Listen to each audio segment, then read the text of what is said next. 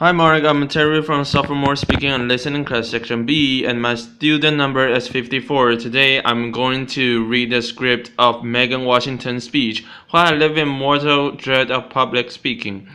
I didn't know when I agreed to do this whether I was expected to talk or to sing, but when I was told that the topic was language, I felt that I had to speak about something for a moment. I have a problem. It's not the worst thing in the world. I'm fine. I'm not on fire. I know that other people in the world have far worse things to deal with, but for me, language and music are inextricably linked through this one thing. And the thing is that I have a stutter. It might seem curious given that I spend a lot of my life on the stage. One would assume that I'm comfortable in the public sphere and comfortable here speaking to you guys. But the truth is that I've spent my life up until this point and including this point living in mortal dread of public speaking.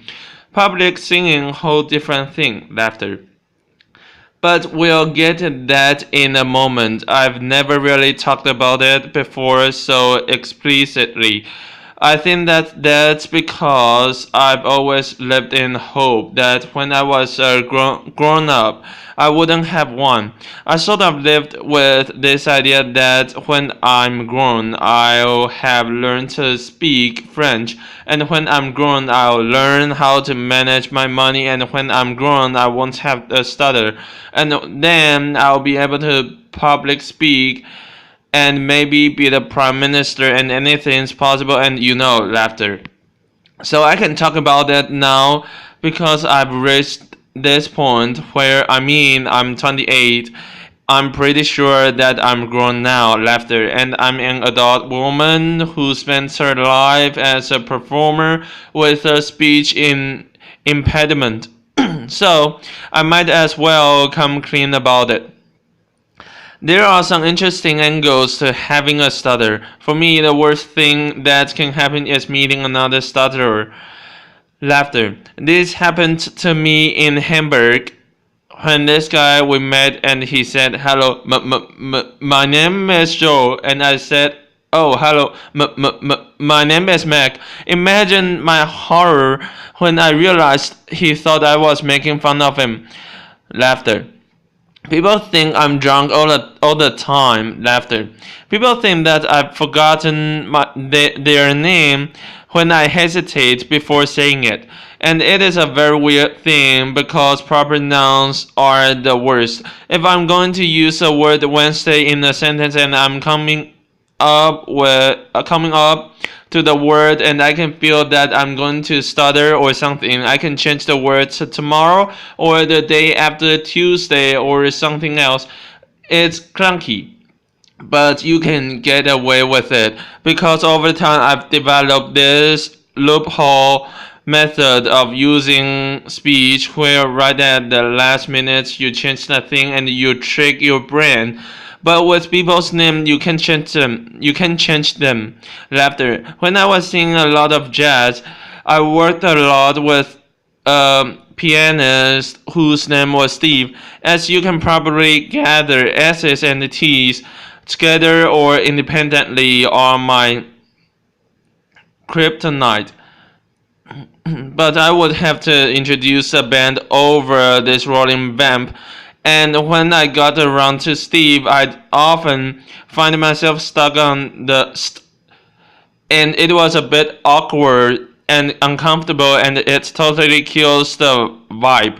So after a few instances of this, Steve happily became Steve, and we got through it that way. Laughter. I've had a lot of therapy, and a common form of treatment is to use this technique that's called smooth speech, which is where you almost sing everything that you say. You kind of join everything together in this very sing-song kindergarten teacher way, and it makes you sound very serene, like you've had lots of Valium and everything is calm, laughter. That's not actually me, and I do use that. I use it when I have to be on panel shows or when I have to do radio interviews. When the economy of airtime is paramount, laughter. I get through it that way for my job, but as an artist who feels that their work is based solely on a platform of honesty and being real, that feels often like cheating.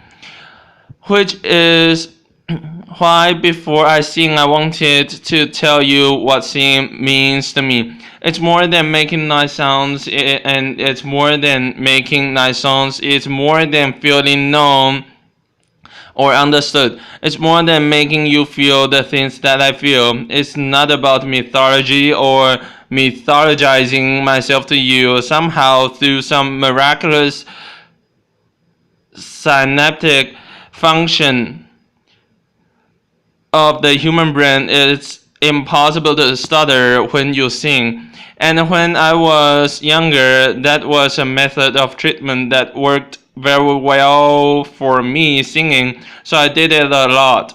And that's why I'm here today. Applause. Thank you. Singing for me is sweet relief. It is the only time when I feel fluent.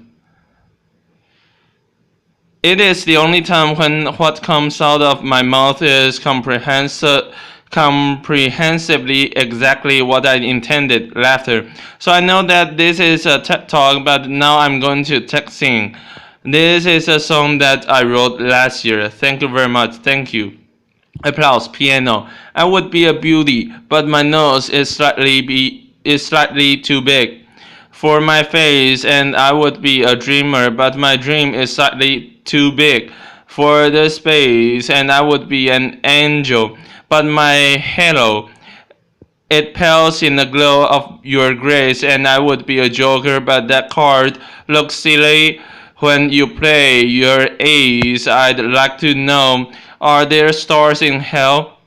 And I'd like to know if you can tell that you make me lose everything I know that I cannot choose to or not let go. And I'd stay forever, but my home is slightly too far from this place. And I swear I try to slow it down when I am walking at your pace. But oh, I could think idling through the cities, do I look pretty in the rain?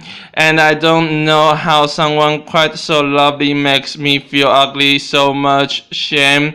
And I'd like to know, are there stars in hell? And I'd like to know if you can tell that you make me lose everything I know, that I cannot choose to or not let go. Thank you very much. Applause.